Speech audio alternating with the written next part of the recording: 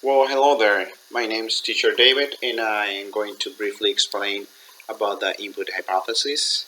The input hypothesis attempts or tries to answer one of the most important questions in our field, if not the most important one, which is how do we acquire language and its crucial process. So the input hypothesis claims that the acquirer focuses more on the meaning than on the form of the message, which is that the acquirer is uh, more focused in how the language it has a meaning for him than how to write it um, or read it. With the structure, he doesn't worry much about the structure. And it also says that we acquire by going for meaning first, so the same. And as a result, we acquire structure.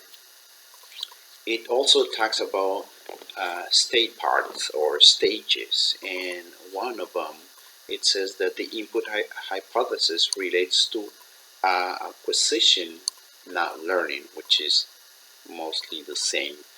And I relate that to me when I lived in the United States. I don't remember even when I went to school um, the teachers teaching me any grammar school. Probably they did, but for me, the acquisition of the grammar uh, emerged after um, when I had developed my speaking better. Another stage is when communication is successful and the input is understood, the grammar structure will provide automatically, which is the same example that I just gave. Um, the input it was good for me, and the teachers will give me the input and my surroundings and the interaction with the natives. So I didn't worry about the structure, the grammar structure, or maybe the pronunciation at first, and then after that it automatically just came out.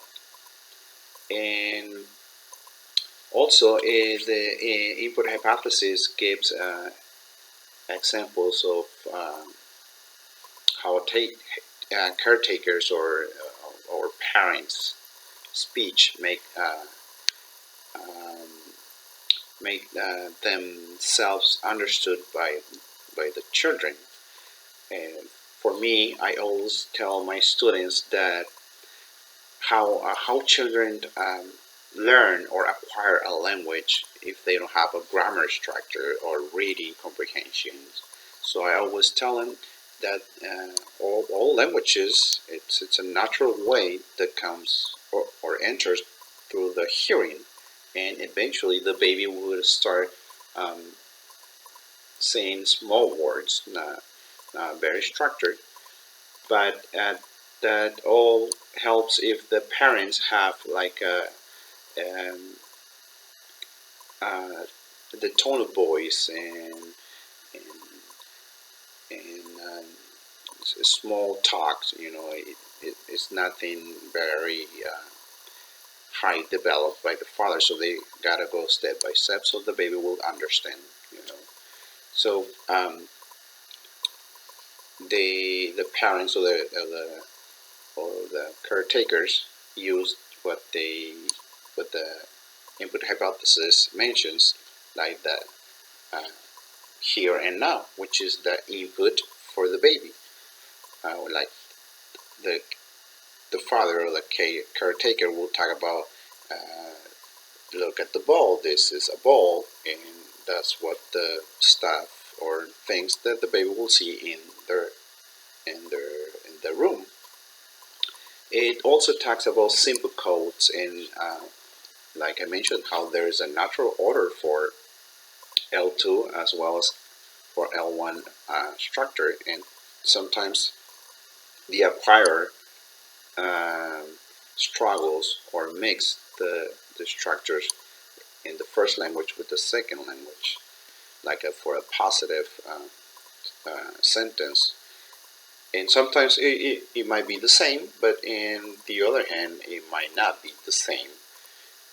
But at the end, if the goal or the aim is success in the communication, even though it's wrong, correctly uh, the pronunciation is wrong, it will not make a big difference. Um, it talks about foreigner talk, which is the same as when we teachers teach our children. For them, uh, we're talking in a foreign language, so it's the same. It talks. It's funny. It talked about silent period. You know, silent period. I always tell my students that I I remember going for school for 3 years or 2.5 years. I wouldn't say anything in English, but it talks that is a process in like your brain is making it's processing the languages and how you are going to mention um, your pronunciations, and your grammar structure when you speak. Um, and at the end, it mentions about different methods uh, um, related to the input hypothesis, like TPR, which it works more for children. There's a lot of body language, and natural approach, which it has a lot of like songs and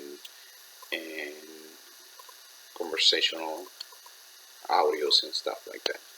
So hopefully you like my video, and good to have this explanation. Thank you very much. Bye bye.